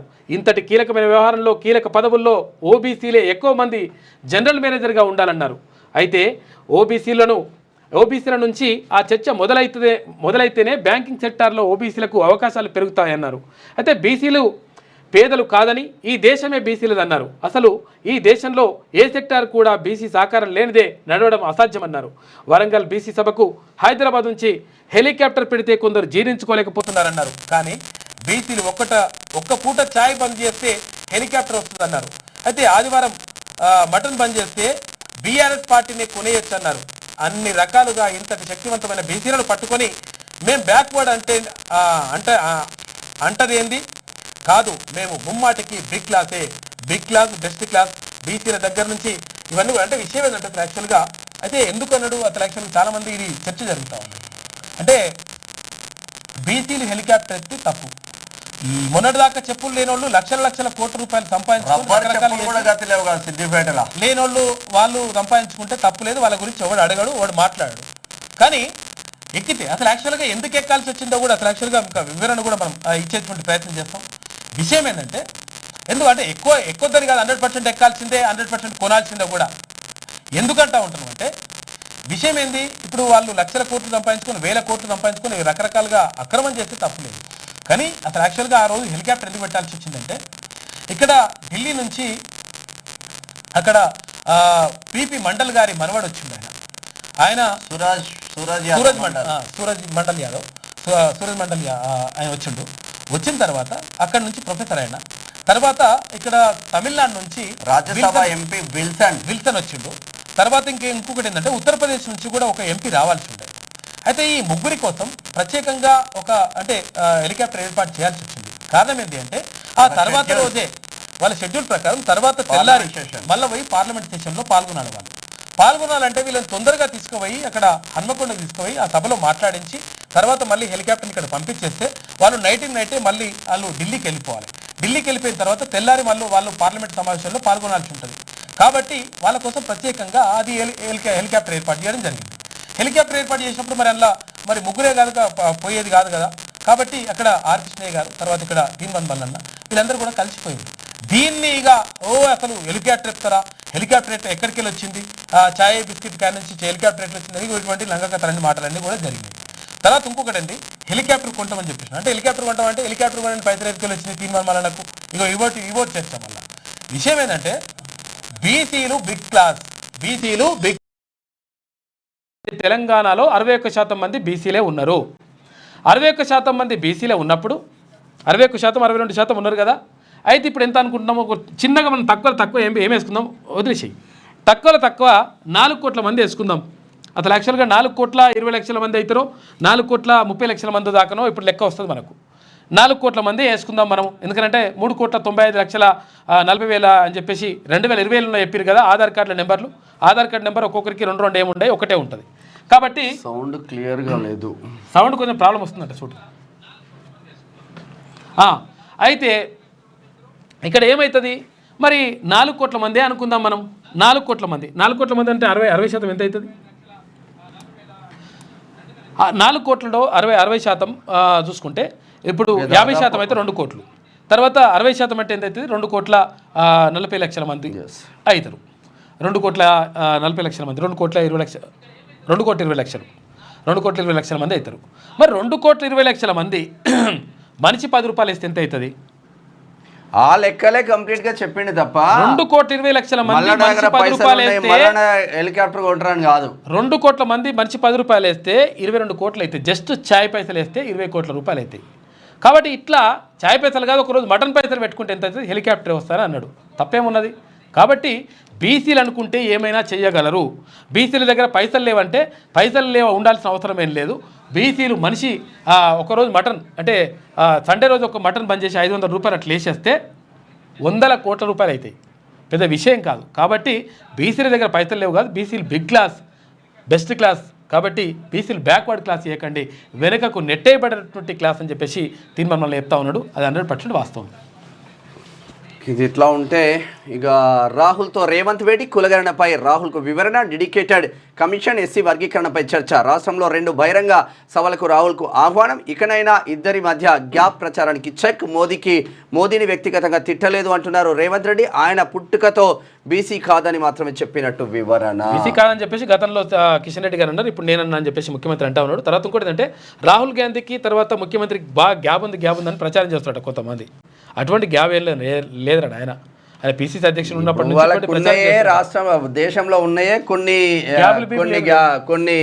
రాష్ట్రాలు, దాంట్లో ముఖ్యమంత్రికి రాహుల్ గాంధీకి ఏం గ్యాప్ ఉంటుంది? 3 రాష్ట్రాలు అధికారంలో ఉన్నాయి. 3 రాష్ట్రాలనే కర్ణాటక, తెలంగాణ, తర్వాత అక్కడ అదేది హిమాచల్ ప్రదేశ్. ఇక బీసీ ప్రధాని ఓర్వట్లే, ప్రధానిగా రాణిస్తుంటే అగ్రవర్ణాలు జీర్ణించుకోవట్లే, కులగణన అంశాన్ని పక్కదారి పట్టించే యత్నాలు, రేవంత్ వ్యాఖ్యలు బీసీలను అవమానించడమే, ఆయన వెంటనే క్షమాపణ చెప్పాలి. బీసీ సంక్షేమ సంఘం జాతీయ అధ్యక్షుడు ఆర్ కృష్ణయ్య అంటున్నాడు. నేను బీజేపీలో ఏరండి కాబట్టి బీజేపీలో ఉన్నాడు కాబట్టి అట్లా వస్తాయి. రష్యాలో గాంధీకి ఘోర అవమానం, బీర్ టీన్లపై గాంధీ ఫోటో. ఎవడ్రా నాయన ఇదో కథ. మళ్ళా బీర్ టీన్లపై గాంధీ ఫోటో పేరుతో విక్రయాలు. రష్యాకు చెందిన రివోర్డ్స్ కంపెనీ నిర్వాహకం, నెచ్చింట బీర్ టిన్ల ఫోటోలు, వీడియోలు వైరల్. సదర్ కంపెనీపై భారతీయుల ఆగ్రహం. అరే బాబు, ఆయన మహాత్మా గాంధీ 3 అంశాలను వాళ్ళ అమ్మకు హామీ ఇచ్చిండు. ఒకటి, నేను మద్యానికి బానిసను, మద్యం తాగను, తర్వాత మగవాళ్ళతోటి వెళ్ళను, తర్వాత ఇంకా కొన్ని మటన్ తినను అని చెప్పేసి ఇట్లా 3 హామీలు వాళ్ళ అమ్మకి ఇచ్చిండు. ఆయన ఇచ్చేసి ఆయన మద్యం పట్టుకున్నటువంటి వ్యక్తికి ఆయన పోటు వేసేసి మంద అమ్ముతున్నట్టు మునగాలే ఉన్నారు రా బాబు. ఇక మున్షి నిబద్ధత గల నాయకురాలు, పార్టీ బలోపేతానికి ఎంతో కృషి చేసిండ్రు, ఆమెపై జరుగుతున్న ప్రచారం అవాస్తవం. నిరాధార వార్తలు రాస్తే చట్టపరమైన చర్యలు. ఏఐసిసి కొన్ని రాష్ట్రాల ఇన్ఛార్జీలను మార్చింది. అందులో భాగమే మీనాక్షికి బాధ్యతలు. ఇక పిసిసి అధ్యక్షుడు చీఫ్ మహేష్ కుమార్ గౌడ్ అంటా ఉన్నాడు, మున్షి నిబద్ధత గల నాయకురాలని చెప్పేసి చెప్తా ఉన్నాడు. ఇక స్థిరాస్తి రంగం స్థిరమే, ఇతర రాష్ట్రాలతో పోల్చితే ఆశించినట్టే ఉంది. ఇక హైదరాబాద్ అభివృద్ధికి 10,000 కోట్లు, ప్రపంచానికి ఆదర్శంగా ఫ్యూచర్ సిటీని నిర్మిస్తాం. ఆదాయం తగ్గుతున్న ఈవీ పాలసీ. ఉప ముఖ్యమంత్రి బట్టి ఇప్పుడు ఫ్యూచర్ సిటీ అని సంవత్సరం నుంచి వస్తుంది కదా. ఫ్యూచర్ సిటీ నిర్మిస్తామన్న దగ్గరనే ఉంది కానీ ఫ్యూచర్ సిటీ ఎక్కడ అనేది పర్ఫెక్ట్ గా లేదు. ఇక్కడనే నిర్మిస్తారంట, ఎందుకంటే అక్కడ వాళ్ళు ఉన్నది కాబట్టి అక్కడ ఉమ్మడి మహబూబ్ నగర్ జిల్లా. ఇక ప్రజాస్వామ్యం అబద్ధం, అద్భుతం. ప్రజాస్వామ్యం అద్భుతం. ప్రజాస్వామ్యంపై ఆశావాదంతో జీవిస్తున్నాం. ఎన్నికల ప్రక్రియపై విశ్వాసం ఉంది. కేంద్ర విదేశాంగ మంత్రి జయశంకర్ అంటుండు, ప్రజాస్వామ్యం తిండి పెట్టదన్న అమెరికా సెనేటర్కు కౌంటర్ ఇచ్చిండు. మ్యూనిచ్ సెక్యూరిటీ కాన్ఫరెన్స్కు హాజరైన ఆయన. నిజంగా కూడా జయశంకర్ అద్భుతమైనటువంటి వ్యక్తి, మంచి సబ్జెక్ట్ ఉన్నటువంటి వ్యక్తి. ఇక రాజా సింగ్ మంచోడు, ఆయనను రెచ్చగొట్టదు, ఏదైనా అంతర్గతంగా మాట్లాడుకోవాలి. కేంద్ర మంత్రి బండి సంజయ్. వాస్తవం, అది నిజంగా కూడా వాస్తవం. రాజా సింగ్ని అనవసరంగా రెచ్చగొట్టి తర్వాత ఆయనని అట్లా ఇబ్బంది పెట్టే ప్రయత్నం చేస్తున్నారు, కొంతమంది చేస్తున్నారు. గతం నుంచి కూడా జరుగుతూ ఉంది. ఏ ఒక్కరు గెలవనప్పుడు రాజా సింగ్ ఒక్కడే గెలిచిండు. గెలిచినప్పుడు ఆయన అప్రిషియేట్ చేయాల్సింది పోయి కొంతమంది కావాలని చెప్పేసి గతంలో అధ్యక్షులుగా పనిచేసిన వాళ్ళు కూడా వాళ్ళు ఈయనను కావాలని చెప్పేసి రాజాసింగ్ ఇబ్బంది పెడతా ఉన్నారంట. బీసీ అయినందుకే నన్ను ఇబ్బంది పెడుతున్నారని చెప్పేసి రాజాసింగ్ బాధపడతా ఉన్నాడు. ఆయన కూడా క్వశ్చన్ చేస్తా ఉన్నాడు. భారతీయ జనతా పార్టీలో అధ్యక్షుడు రెడ్డినే, ఇక సభాపక్ష నేత రెడ్డినే, అందరూ రెడ్డిలకు ఇచ్చుకుంటా పోతా ఉంటే ఎటు పోవాలి? తమ పార్టీ ఎమ్మెల్యే రాజాసింగ్ చాలా మంచి మనిషి అని, ఆయనను రెచ్చగొట్టొద్దని కేంద్ర హోంశాఖ సహాయ మంత్రి బండి సంజయ్ అన్నారు. శనివారం బండి సంజయ్ మీడియాతో మాట్లాడారు. రాజాసింగ్ హిందూ ధర్మం కోసం కంకణబద్ధుడైన నాయకుడిగా చేస్తారన్నారు. ఆయనకు బీజేపీ అంటే వల్లమారిన ప్రేమాభిమానాలు ఉంటాయన్నారు. అయితే పార్టీ కమిటీలు అనేవి అధిష్టాన నిర్ణయాలకు అనుగుణంగా ఉంటాయన్నారు. అంతే తప్ప ఎవరి వ్యక్తిగత ప్రయోజనాల కోసం కమిటీ ఉండదన్నారు. అధిష్టానం ఇచ్చిన ఆదేశాలను రాష్ట్ర, జిల్లా, మండల, బూత్ స్థాయి కమిటీలు శిరసా వహించక తప్పదన్నారు. పార్టీలో పద్ధతి అంటూ ఉంటుందని, ఆ ప్రకారమే కమిటీలు తర్వాత మోర్చాలు, జిల్లా అధ్యక్ష కమిటీలను వేయడం జరుగుతుందని చెప్పారు. మీలాగా ఒకవేళ రాజాసింగ్ ఉంటే అప్పుడు సస్పెండ్ చేసినప్పుడే వేరే పార్టీకి పోయేటోడు. ఇంట్లోకి పోయి ఈవెన్ తలసాని శ్రీనివాస్ యాదవ్ అటువంటి క్యాండిడేట్లు, పెద్ద పెద్ద క్యాండిడేట్లు ఇంట్లోకి పోయి వచ్చినా కూడా టీఆర్ఎస్ లో జాయిన్ కాలే, బీఆర్ఎస్ లో లేదు, కాంగ్రెస్ లో కూడా లేదు. అంటే ఒక పార్టీ నిబద్ధత ఎట్లా ఉంటుందో రాజాసింగ్ చూసి నేర్చుకోండి. 100% రాజాసింగ్ మంచి నాయకుడు. ఇక మహాకుంభమేళా గడువును పెంచాలి. గతంలో 75 రోజులు జరిగేవి, ఈసారి కుదించడం సరికాదు. హిందువులకు 12 ఏళ్లకు ఒకసారి వచ్చే పండుగ ఇది. యూపీ సర్కార్ సరైన నిర్ణయం తీసుకుంటుందని ఆశిస్తున్నా ఎస్పీ అధినేత అఖిలేష్ యాదవ్. హిందువులకు సంబంధించి నాకు బ్రోకరిజం రాదు, వేధింపులు తట్టుకోలేకపోతున్నా ఎమ్మెల్యే రాజాసింగ్ సంచలన కామెంట్స్ చేసి. అట్లనే యూపీలో మరో ప్రమాదం, బొలేరాను ఢీకొచ్చిన బస్సు, 10 మంది మృతి. అమేథీ శుక్లా బజార్ థానేలో ఘటన. పాపం దారుణం అసలు. ఇది శనార్థిలో ఉన్నటువంటి బీసీలు అంటే బి క్లాస్ అని చెప్పేసి రాజాసింగ్ నాకు బ్రోకరిజం రాదు అని చెప్పేసి ఆయన అంటున్నాడు. అది ఒకసారి నేటి మాట చూద్దాం, శనార్థి నేటి మాట చూద్దాం. ఏరికోరి కాంగ్రెస్ పార్టీని గెలిపిస్తే ఎగిరెగిరి తంతున్నారు. ప్రజాపాలన అంటూనే నాయకులు రైతులను అడ్డి విరుస్తున్నారు, విరగొడుతున్నారు. సంక్షేమ పథకాల మాట దేవుడెరుగు. రైతు భరోసా పేరిట 1000 ఎకరాల ధరణిలో మాయమవుతున్నాయి. పెట్టుబడి సాయం ఎగ్గొట్టేందుకు లక్షల ఎకరాలు బ్లాక్ లిస్ట్ లో పెట్టిన అధికారులు. సోషల్ మీడియాలో కూడా కూసిన అన్నదాతలు లవోదిబో అని మొత్తుకుంటున్న నిమ్మకు నీరెత్తినట్టు వ్యవహరిస్తున్న నేతలు, సమస్యలను దాటవేస్తున్న ప్రజాప్రతినిధులు. అయితే ఒక్కొక్కటి కాంగ్రెస్ పార్టీ అనుకోని బడుగు బలహీన వర్గాల ప్రజలు ఎన్నో ఆశలతో ఓట్లేసి అధికారాన్ని అప్పజెప్పితే గత పాలకుల తీరుగానే ప్రవర్తిస్తున్నారు. ఒంటె పెదవులకు నక్క ఆశపడ్డట్టే చేస్తున్నారు. 6 గ్యారెంటీలు అమలు అయితేయో లేదో గానీ ప్రజల పంచప్రాణాలు మాత్రం గాలిలో కలిసినట్టు ఉన్నాయని పెద్దపల్లి రాజన్న ఆవేదనగా కాంగ్రెస్ పార్టీ పైన బాధతో రాసిండు. ఇది ఇట్లా ఉంటే ఒకసారి పల్లవి చూద్దాం. లవ్ జిహాదీకి వ్యతిరేకంగా మహా సర్కార్ అడుగులు. డీసీపీ నేతృత్వంలో ప్రత్యేక కమిటీ వేసిన మహారాష్ట్ర సర్కార్ రాష్ట్రంలో ప్రస్తుత పరిస్థితులపై కమిటీ అధ్యయనం. లవ్ జిహాద్, బలవంతపు మత మార్పిడి ఫిర్యాదులపై చర్యలు, వాటిని అడ్డుకునేందుకు పలు అంశాలతో ప్రభుత్వానికి కమిటీ నివేదిక. ఈ లవ్ జిహాదీ పేరుతోటి మొత్తం ప్రత్యేకంగా ఇక్కడ హిందూ ఎవరైతే మహిళలు ఉంటారు కదా, వాళ్ళని ట్రాప్ చేసి తర్వాత రకరకాలుగా అట్లా తీసుకొని ఆ తర్వాత పెళ్లి చేసుకొని Use and ఆ తర్వాత యూజ్ అండ్ త్రో చేసుకొని ఆ తర్వాత ఏం చేస్తున్నారంటే మత మార్పిడిలు చేసేటువంటి ప్రయత్నం చేస్తా ఉన్నారు. ఈమె ఈ పేరు లవ్ మార్చేస్తది. జిహాద్ని అడ్డుకోవాలని చెప్పేసి మహారాష్ట్ర ప్రభుత్వం నిర్ణయం తీసుకున్నది. ఇది ఎట్లా ఉంటే కులగణన రీసర్వే నేటి నుంచి ఈ నెల 28 వరకు సర్వే నిర్వహించనున్న ఎమ్యునరేటర్లు కులగణనలో వివరాలు నమోదు చేసుకొని వారికి మరో ఛాన్స్. జిహెచ్ఎంసీ ఆధ్వర్యంలో ప్రత్యేక కాల్ సెంటర్, దీనికి కాల్ చేయండి. జిహెచ్ఎంసీ ఆధ్వర్యంలో 04021111111 అంటే 7 1s ఉన్నాయి. ఏర్పాటు చేస్తూ ఉన్నారంట. 040211111 రెండు తర్వాత 7 ఒకట్లు 7 ఒకట్లు 2 + 7 ఒకట్లు ఉంటాయి. దానికి టోల్ ఫ్రీ నెంబర్ ఉదయం 9 గంటల నుంచి సాయంత్రం 5 గంటల వరకు కాల్ సెంటర్. రాష్ట్రంలో 3.56 లక్షల కుటుంబాల సర్వేలో పాల్గొనలేదన్న అధికారులు. 3.56 లక్షల కుటుంబాలు కాదు, ఇక్కడ చాలా కుటుంబాలు లెక్క వస్తుంది. పదవులపై నో టాకింగ్. కాంగ్రెస్ అగ్రనేత రాహుల్తో సీఎం రేవంత్ రెడ్డి భేటీ అయిండు. ఢిల్లీ పర్యటనలో కేబినెట్ విస్తరణ, పీసీసీ కూర్పు కొలిక్కి వస్తాయని నేతల్లో ఆశలు. కానీ మంత్రివర్గ విస్తరణ, పీసీసీ పదవులపై చర్చ జరగలేదన్న సీఎం రేవంత్ రెడ్డి. ఇక కేబినెట్ విస్తరణ నా ఒక్కడి నిర్ణయం కాదని స్పష్టం చేసిన ముఖ్యమంత్రి. కేబినెట్ నిర్ణయం నేను ఒక్కడినే తీసుకోను, మంత్రిమండలి అది ముగ్గురు నలుగురు మంత్రులని ఆర్కే రాస్తున్నాడు. రాహుల్ గాంధీతో తనకు ఎలాంటి గ్యాప్ లేదని వెల్లడి. ప్రధాని మోడీ హోదాను అగౌరవపరచలేదు, ఉన్నది ఉన్నట్టుగా నిజం మాట్లాడాను. ప్రతిపక్షాలు కావాలనే కులగణనపై లేనిపోని రాద్ధాంతం చేస్తున్నాయి. అయితే ప్రజలకు హామీ ఇచ్చింది నేను, అమలు చేయకపోతే అడిగేది నన్నే. ఢిల్లీలో చిట్చాట్లో ముఖ్యమంత్రిగా రేవంత్ రెడ్డి మాట్లాడిండు. 100% ఇట్లా ఇది మాత్రం మంచి నిబద్ధత ఉన్నమాట. ఇది ఇక మద్యం సేవించే మహిళలు అస్సాంలోనే ఎక్కువ అంట. ఆడోళ్ళు అవుతారంట ఎక్కువ అస్సాంలో. ఇక పంచాయతీ ఎన్నికల్లో కాంగ్రెస్ కు ఇబ్బందులు తప్పమంటున్నారు కూనంనేని సాంబశివరావు, కొత్తగూడెం ఎమ్మెల్యే. పుట్టగానే మనిషికి కులం పేరు పెడతామా? రేవంత్ ముందు రాహుల్ది ఏం కులమో చెప్పు. సోనియా క్రిస్టియన్, ఇటలీ దేశస్తురాలు అయినప్పుడు ఏ దేశస్తులు అవుతారు? సీఎం రేవంత్ రెడ్డి వ్యాఖ్యలపై కేంద్ర మంత్రి బండి సంజయ్ మండిపాటంటే ఒక కులాల నడుస్తుంది. మిస్టర్ రేవంత్ రెడ్డి మతి తప్పిందా? మోదీ కులం గురించి మాట్లాడడానికి సిగ్గనిపించడం లేదా? ప్రజల్లో విశ్వాసాన్ని కోల్పోయే ఫ్రస్ట్రేషన్లో ఇలా మాట్లాడుతున్నారు. మీకు చిత్తశుద్ధి లేదు కాబట్టి రెండోసారి కులగణన చేయాల్సి వస్తుంది. సీఎం రేవంత్ రెడ్డిపై ఎంపీ జీకే అరుణ మండిపాటు. రేవంత్ది అబద్ధాల ప్రభుత్వం, అసత్యాలతోనే పరిపాలన నడిపిస్తున్నారు. ఏడాదిలోనే ప్రజల్లో తీవ్ర వ్యతిరేకత కట్టుకుందని చెప్పేసి బండి సంజయ్ అంటున్నాడు. ఇక సెక్రటేరియట్లో ఫుడ్ పాయిజనింగ్ జరిగింది. సీఎంఓతో సహా మంత్రుల పేషీలకు అధికారులు నాసిరకమైన భోజనం ఘటనపై రంగంలోకి ఫుడ్ సేఫ్టీ కమిషన్ వచ్చేస్తుందంట. ఇక రిజర్వేషన్ల పేరుతో పెద్ద కుట్ర. జనాభా తమాషా ప్రకారం బీసీలకు రిజర్వేషన్లు కల్పించాల్సిందే.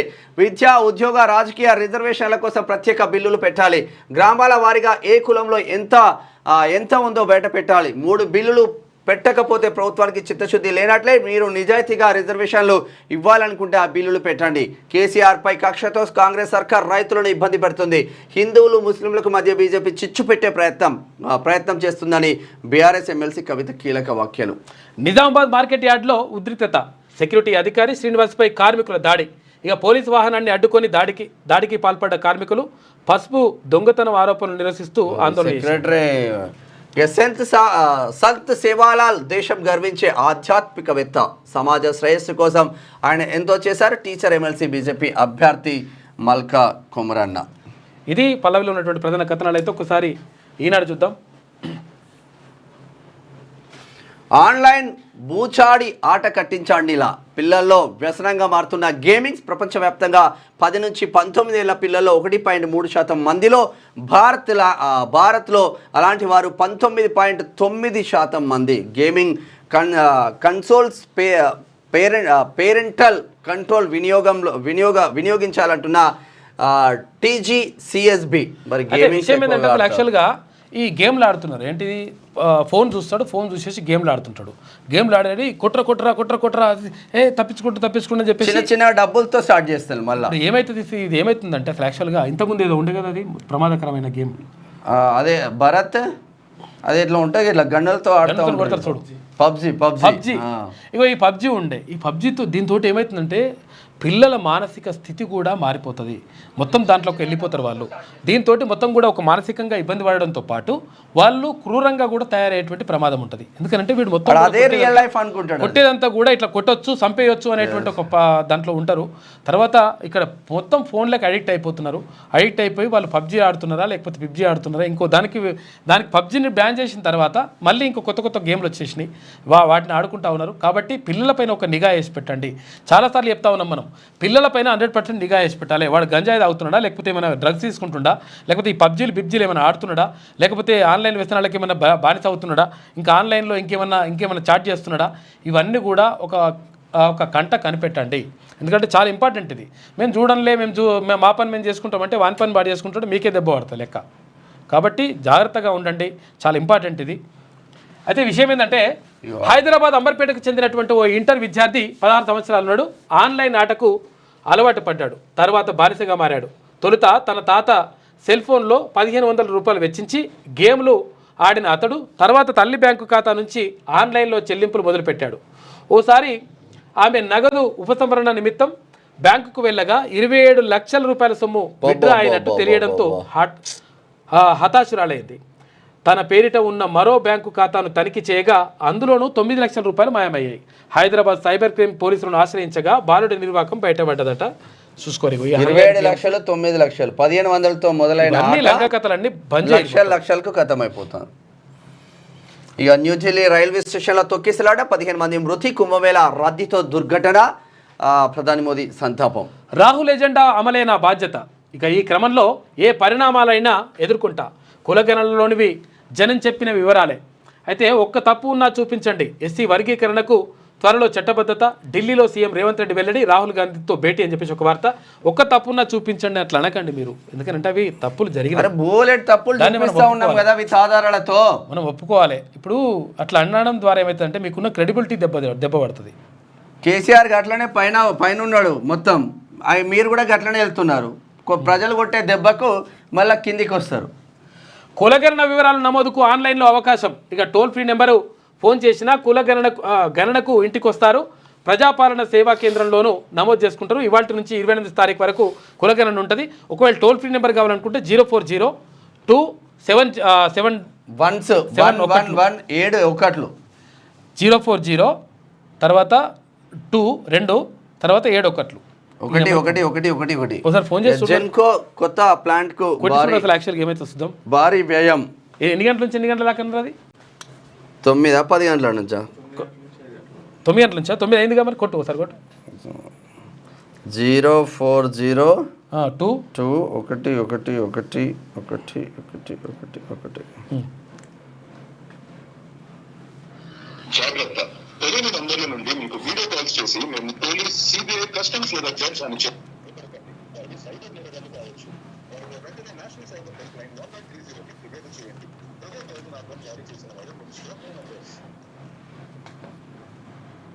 కుల సర్వే నమోదు కోసం జిహెచ్ఎంసీ ఫిర్యాదుల నమోదు కోసం 2 నొక్కండి. Press 1 for caste survey, press 2 for GHMC ఫిర్యాదు. నమస్తే సర్వ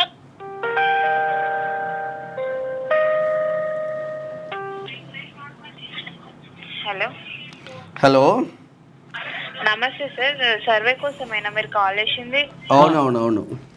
ఇప్పుడు స్టేట్ వైడ్కి ఇదే నెంబర్ ఉంటుందా మేడం?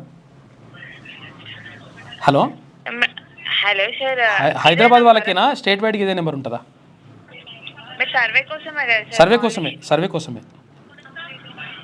ఓకే చెప్పండి. అంటే ఈ నెంబర్కి కాల్ చేస్తే సర్వేకి ఇంటికి వస్తారా, ఎట్లా నమోదు చేసుకోవాలా, లేకపోతే ఆన్లైన్లో నమోదు చేసుకుంటారా మీరు? మేము ఆన్లైన్లో నమోదు చేసాం సార్, తర్వాత మీ ఇంటికి వస్తారు సర్వే వాళ్ళు. అంటే జిహెచ్ఎంసీ పరిధి వరకేనా ఈ నంబర్? స్టేట్ వైడ్ గా ఈ నెంబరే ఉంటుందా? నాన్ జిహెచ్ఎంసీ కూడా సార్. ఇప్పుడు మీరు జిహెచ్ఎంసీ నాన్ జిహెచ్ఎంసీ సార్? ఒక ఆయన జిహెచ్ఎంసీ ఉన్నాడు, ఒక ఆయన నాన్ జిహెచ్ఎంసీ ఉన్నాం. ఒక నిమిషం madam. Thank you. Okay, thank you madam. Thank you అండి. ఏమంటున్నారు అంటే ఇది డౌట్ కోసం ఫోన్ చేసినాము. థ్యాంక్ యూ మేడం, మేము మళ్ళీ చేస్తాం. అయితే విషయం ఏంటంటే టోల్ ఫ్రీ నెంబర్ పనిచేస్తున్నది క్లియర్గా మనం చూసినాం కదా. 0402111 7 1s ఉంటాయి. అవి ఆ నెంబర్ కొట్టండి. కొట్టేస్తే దాంట్లో కనీసం ఫస్ట్ నమోదు చేసుకోండి. ఆన్లైన్ నమోదు చేస్తారంట, ఆ తర్వాత ఇంటికి వచ్చి కూడా చెక్ చేసుకుంటారంట. కాబట్టి ఇది చేసుకోండి, చాలా ఈజీ పని ఉన్నది. అది ఎవరైనా ఊర్లలోనైనా చేసుకోవచ్చంట. ఓన్లీ జిహెచ్ఎంసీ హైదరాబాద్ పరిధిలోనే కాదు, అందరూ కూడా చేసుకోవచ్చు. ఆ పని చేయండి, ఎందుకంటే చాలా ఇంపార్టెంట్ అది. కులగణనలో నమోదు చేసుకోండి. ఇక జెన్కో కొత్త ప్లాంట్కు భారీ వ్యయం 2400 మెగావాట్ల థర్మల్ కేంద్రాన్ని ఎన్టీపీసీ నిర్మించి ఇస్తామంటే అప్పట్లో వద్దన్న ప్రభుత్వం ఇప్పుడు 10,664 కోట్ల అప్పు తెచ్చి కట్టేందుకు డిపిఆర్ సిద్ధం చేసిన విద్యుత్ సంస్థ. ఎందుకు చేసినామంటే అప్పుడు కేసీఆర్ ఆధ్వర్యంలో కొన్ని టోల్ ఫ్రీ నెంబర్ పెడితే పని చేయకపోయేది, అందుకనే చేసి చూసినాము, పని చేస్తున్నది. హరీష్ రావు పేషి మాజీ ఉద్యోగి అరెస్టు, అతడికి సహకరించిన మరో 2 కూడా స్థిరాస్తి వ్యాపారి ఫోన్ ట్యాపింగ్ కేసులో కీలక పరిణామం. ఇది ఈనాడులో ఉన్నటువంటి ప్రధాన కథనాలు. అయితే ఒకసారి ఏమేమంటుందో చూద్దాం, ఏమైనా అడిపాడవుతుంది. అట్టుడికిన గుమ్మడిదల ఏదో డంపింగ్ యార్డ్కి సంబంధించి డంపింగ్ యార్డ్ ముట్టడికి రైతులు మహిళలు యత్నమంట. అడుగడుగున అడ్డుకున్న పోలీసులు, పరిస్థితి ఉద్రిక్తం. ఇప్పుడు ఊర్లలో ఈ డంపింగ్ యార్డ్లు పెట్టే కన్నా ఈ లీడర్లకు 100 ఎకరాలు, 1,00,000 ఎకరాలు, 100 ఎకరాలు, 1000 ఎకరాలు అందులో పెట్టవచ్చు కదా. ప్రభుత్వం మినిమం అమౌంట్ తీసేసుకొని అదే డంపింగ్ యార్డ్ అక్కడ పెట్టుకోవచ్చు కదా. ఎందుకు పేద ప్రజల భూములను పేద ప్రజల ఇండ్ల దగ్గర, పేద ప్రజల ఊర్ల దగ్గర చేస్తా ఉన్నారు. పడాన్ చెరువు నియోజకవర్గం, ఈ గూడెం మైపాల్ రెడ్డి దీని గురించి ఒక్క మాట మాట్లాడాడు. ఎమ్మెల్యే ఓట్లు కావాలి అంతే. అరే ప్రజాభిప్రాయ సేకరణ జరగాలి కదా. మా ఊర్లో డంపింగ్ యార్డ్ వద్దు అంటున్నారు ఊర్లలో అందరూ. కాదు, ఇప్పుడు ఇక్కడ జవహర్ నగర్లో కూడా వాళ్ళు తీసేస్తామని ఇప్పుడు ఏం దేనిలే. ఆడ రామ్కి ఇచ్చేసిండ్రు, అది నడుస్తా ఉన్నది లెక్క. వేరే ఆడ వాసనకు చచ్చిపోతారు పాపం ప్రజలు. అభిమాన నేతతో అక్షరాభ్యాసం. గజ్వెల్కు చెందిన కొమ్ము నవీన్ కుమార్ తన కొడుకు రోహన్ తేజ్కు కేసీఆర్ చేతుల మీదుగా ఎర్రవల్లిలోని నివాసంలో శనివారం అక్షరాభ్యాసం చేయించారు. కేసీఆరే తనకు గురువు, దైవమని, అందుకే తన కొడుకుకు ఆయన చేతుల మీదుగా అక్షరాభ్యాసం చేయించారని నవీన్ కుమార్ చెప్పిండు. ఎవరన్నా అక్షరాభ్యాసం కావాలంటే ఫామ్ హౌస్ పోయి కాకా ఫ్రీగానే ఉన్నాడు, ప్రాబ్లం లేదు. ఇగో కేసీఆర్ గారు మంచిగా ఫ్రీగా ఉన్నాడు. ఆయన అక్షరాభ్యాసం ఎవరికి ఉన్నా కానీ పిల్లలకు ఎవరికైనా ఉంటే మీరు అక్కడ దూరం అవుతుంది. ఇప్పుడు ఏంటంటే సిటీ నుంచి దూరం అవుతుంది. అది మనము బాసరకి వెళ్ళాలంటే నిర్మల్ జిల్లాకి గజ్వేల్ ఫామ్ హౌస్ పోయే దారిలో మీకు వర్గాల దగ్గర ఉంటుంది సరస్వతి టెంపుల్ ఉంటుంది. టెంపుల్కు ఓకే, కానీ కాక చేస్తే ఫస్ట్ ఇక్కడికి పోయి తర్వాత టెంపుల్ దేవత దగ్గరికి పోతే మొక్కాలే మనమే చేయాలి. ఇడైతే కాకని చేపిస్తాడు కాబట్టి ఆడికి వరని ఉంటే పేదల సేవకు కదులుదాం. రేపు కేసీఆర్ బర్త్డే సందర్భంగా సామాజిక సేవలో పాలు పంచుకుందాం, మొక్కలు నాటాలి, రక్తదానాలు చేయాలి. బీఆర్ఎస్ శ్రేణులకు కేటీఆర్ పిలుపు. బీఆర్ఎస్ హెచ్చరిక, సర్కార్లో కదలిక. సంగమేశ్వర బసవేశ్వర ఎత్తిపోతల పనుల్లో పెరిగిన వేగం. చూసుకో, ఈమె బెదిరించిందట. బెదిరిస్తే సంగారెడ్డి జిల్లా మానూరు మండలంలో బోరంచలో బసవేశ్వర ఎత్తిపోతల పంపు హౌస్ నిర్మాణం కోసం ప్రారంభమైన భూమి తవ్వకం. కాదు, 10 ఏళ్ళు ఏం చేసిండ్రే మీరు హరీష్ అన్న? 10 ఏళ్ళు ఏమాయా మరి? మనము నారాయణ కేడును, ఈ కేడును, ఆ కేడును మంచిగా చేస్తాం, మంచిగా నీళ్ళు అందిస్తాం, ఇట్లా అంటారు. సంగమేశ్వరం ఏమాయ, బసవేశ్వరం ఏమాయ, మళ్ళీ ఇప్పుడేమో మేము చెప్పంగానే ఈ కదలికలో వచ్చిందని చెప్పేసి మళ్ళీ స్టోరీలు రాసుకొచ్చారు. ఇక నా పక్కన ఉన్న వాళ్ళే పని చేయనిస్తలేరు, వాళ్ళందరికీ నా కుర్చీపైనే ఆశ అంటున్నారంట. నువ్వేమో ఇట్లా రాసుకోవచ్చు స్టోరీలు. ఎవరన్నా కుర్చీ మీద పెట్టుకురా నిజంగా స్టోరీ కథ నడుస్తుందా మరి? ఇక కాంగ్రెస్ డిక్లరేషన్లు అన్నీ ఉత్తముచ్చాట్లే. సర్కారుపై బగ్గుమన్న ఆటో డ్రైవర్లు. ఇంతేనా? ఏమీ రాసుకో, ఏం లేదా? ఏముంటుంది? ఇగో ఇప్పటికీ రాలిన మట్టి పూలు 428 మంది. ఒకసారి ఆ లిస్టు బయట పెట్టండి, మేము కూడా. తర్వాత ఇక్కడ విద్యుత్ ఏడీ ఆస్తులు 100 కోట్లు అని చెప్పేసి ఇష్టం వచ్చినట్టుగా రాస్తున్నారు యాక్చువల్గా. కావాలని చెప్పేసి బీసీ నాయకులు ఎవరైతే ఉంటారో, బీసీ ఉద్యోగులు ఎవరైతే ఉంటారో వాళ్ళని టార్గెట్ గా చేసుకొని ప్రత్యేకంగా ఇట్లా ఎవరైతే టార్గెట్ గా చేసుకొని ఏసీబీ దాడులు చేయించేసి రకరకాలుగా ఇట్లా పెడతా ఉన్నారంట. వాళ్ళు ఏమంటారు, వాళ్ళ కుటుంబ సభ్యులు ఏమంటారు, 100 కోట్లు 100 కోట్లు అని రాస్తారు గారు, ఆయన 20 కోట్లు ఇచ్చేసి మాకు ఆస్తులను తీసుకొని అంటున్నారు. ఇష్టం వచ్చినట్టుగా రాతలు రాయకండి. ఎందుకంటే విషయం ఏంటంటే కావాలని టార్గెట్ చేసి ఇవన్నీ కూడా చేస్తూ ఉన్నారు. కాబట్టి దీనిపైన 100% అప్రమత్తంగా ఉండండి.